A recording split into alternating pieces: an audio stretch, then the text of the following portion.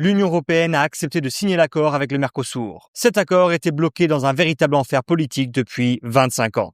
Des négociations sans fin, des conflits à répétition, des retards constants. Et maintenant, c'est fait. Et franchement, je n'insisterai jamais assez sur l'importance de ce qui vient de se passer. L'accord UE-Mercosur crée la plus grande zone de libre-échange au monde. Plus de 700 millions de personnes concernées et environ 450 millions dans l'Union européenne. Et près de 270 millions au Brésil, en Argentine, en Uruguay et au Paraguay. La Bolivie est devenue membre à part entière du Mercosur en 2024. Mais elle ne fait pas encore partie de l'accord commercial avec l'UE. Elle est toujours en phase d'intégration dans le système commercial du bloc. Elle rejoindra donc l'accord plus tard. C'est aussi une victoire géopolitique majeure, surtout aujourd'hui. Les États-Unis imposent 15% de taxes douanières sur les produits européens. L'Europe, elle, affiche un déficit commercial massif avec la Chine. Donc, dans ce contexte, des accords comme celui-ci permettent de diversifier nos échanges. Dans cette vidéo, je vais donc vous expliquer ce qui est vraiment cet accord, comment chaque pays a voté, puisqu'il vient tout juste d'être adopté, et ce qui va se passer maintenant, y compris mon analyse de son impact sur l'économie européenne. L'accord commercial avec le Mercosur vise à supprimer les taxes douanières sur jusqu'à 91% de tout ce que l'Europe exporte aujourd'hui. C'est énorme, surtout pour le secteur industriel. Les voitures et les pièces automobiles, actuellement taxées à 35%, les machines à 20%, les produits chimiques à 18%, les produits pharmaceutiques à 14%, et tout cela finirait par tomber à 0%. Une excellente nouvelle pour les voitures allemandes. Et le même principe s'applique dans l'autre sens, pour les produits venant d'Amérique du Sud vers l'Union européenne. Et puis, il y a l'agriculture. C'est là que les choses deviennent beaucoup plus sensibles que pour les voitures ou les machines. Malgré tout, l'Europe s'en sort plutôt bien. La plupart des taxes douanières sur les produits agroalimentaires finiront par être supprimées. Cela concerne notamment les produits laitiers, comme le fromage, le chocolat, la confiserie et les vins. Autant de bonnes nouvelles pour les exportateurs, notamment dans les pays comme la France. Mais attention, ce n'est pas le grand déballage. Des quotas restent en place. Prenons le fromage, par exemple. L'Europe n'aura un accès sans droit de douane que pour 30 000 tonnes par an, avec une mise en place progressive sur 10 ans. Et puis, il y a les produits vraiment sensibles. Ceux qui peuvent déclencher des tempêtes politiques au sein de l'UE si les importations augmentent trop vite. On parle de produits comme le miel, le riz ou le sucre, mais surtout le bœuf et la volaille. Pour cela, l'accord fixe des quotas stricts sans droit de douane. 45 000 tonnes pour le miel, 60 000 tonnes pour le riz et 180 000 tonnes pour le sucre. Mais le principal point de friction, c'est le bœuf.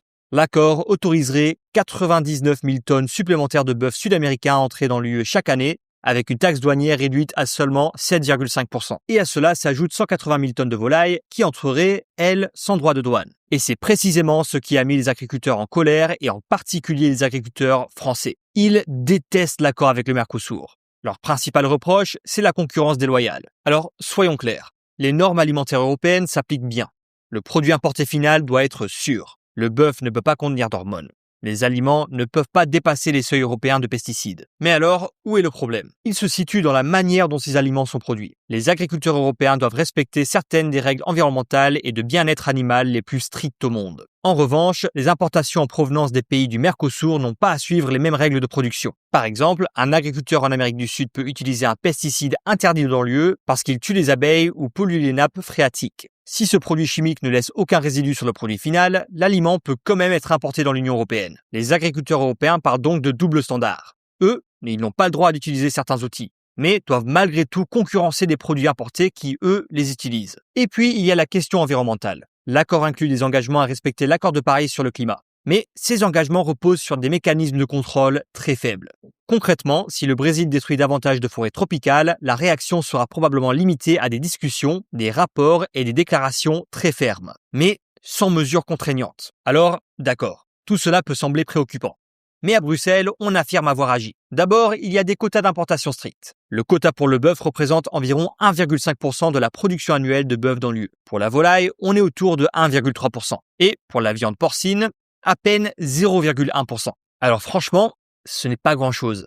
Autrement dit, les volumes sont très limités, ce qui laisse une large marge de manœuvre aux agriculteurs européens. Ensuite, ces derniers mois, la Commission européenne a fait des concessions pour rallier les gouvernements sceptiques et les organisations agricoles. Par exemple, elle prévoit de rendre 45 milliards d'euros de budget européen disponibles pour les agriculteurs plus tôt que prévu, dès 2028, et non plus en fin de cycle budgétaire. Elle a aussi proposé de réduire temporairement les droits de douane sur certains engrais afin de faire baisser les coûts de production pour les agriculteurs. Et enfin, on l'oublie souvent, l'accord contient des clauses de sauvegarde. Si les importations augmentent soudainement et perturbent sérieusement les marchés européens, l'Union européenne peut suspendre ou limiter les importations. Mais même avec toutes ces mesures, les États membres de l'UE sont restés profondément divisés. Il y a quelques jours, le moment était extrêmement tendu, car les 27 gouvernements se sont enfin prononcés sur l'accord. Pour qu'il passe, il fallait une majorité qualifiée, au moins 55% des États membres, représentant 65% de la population de l'Union européenne. De nombreux pays ont soutenu l'accord, mais la France, la Pologne, l'Irlande, l'Autriche et la Hongrie s'y sont opposés. Résultat, tous les regards se sont tournés vers l'Italie. Il y a à peine 2 semaines, Giorgia Meloni avait repoussé la décision italienne à janvier dans l'espoir d'arracher des concessions de dernière minute. Mais l'Italie a finalement voté en faveur de l'accord, faisant basculer la balance. Cela signifie que l'accord avec le Mercosur a été adopté par le Conseil.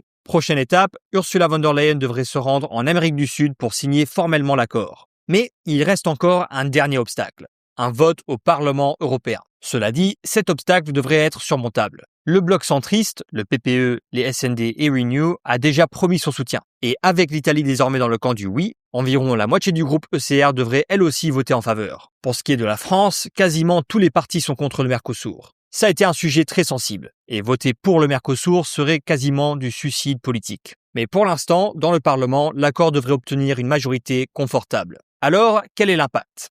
Sur le papier, il est important.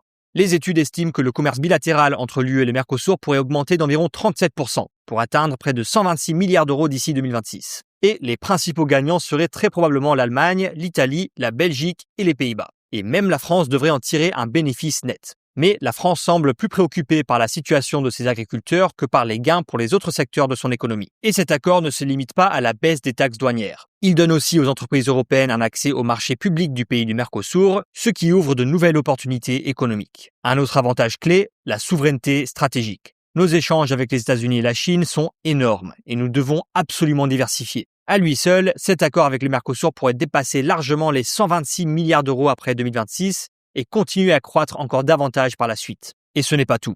L'Union européenne poursuit aussi les accords avec l'Inde, le Mexique, l'Indonésie et d'autres pays qui devraient, espérons-le, être signés dans les mois et les années à venir. L'objectif est clair, réduire réellement notre dépendance vis-à-vis des deux superpuissances. Et voici ce que j'en pense.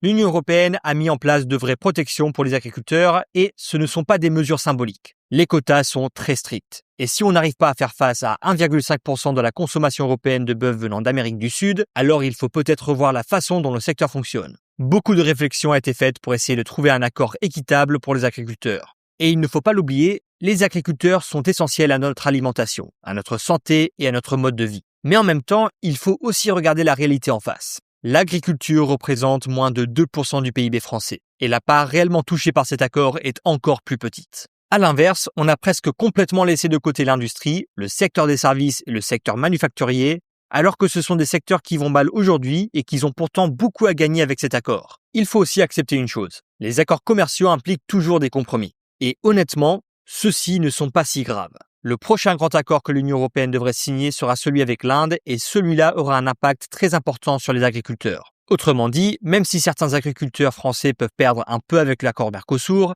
ils devraient gagner ensuite grâce à l'accord avec l'Inde. Donc non, le Mercosur, ce n'est pas un accord parfait, mais on est très loin de la fin des agriculteurs français. Et enfin, je pense que cet accord est aussi une bonne façon de déplacer nos échanges loin des États-Unis et de la Chine, vers d'autres partenaires. La France parle de se détacher des États-Unis depuis des années. Et cet accord, il va clairement dans ce sens. Merci beaucoup d'avoir regardé la vidéo. N'oubliez pas de laisser un like et de vous abonner pour plus de contenu. À la prochaine!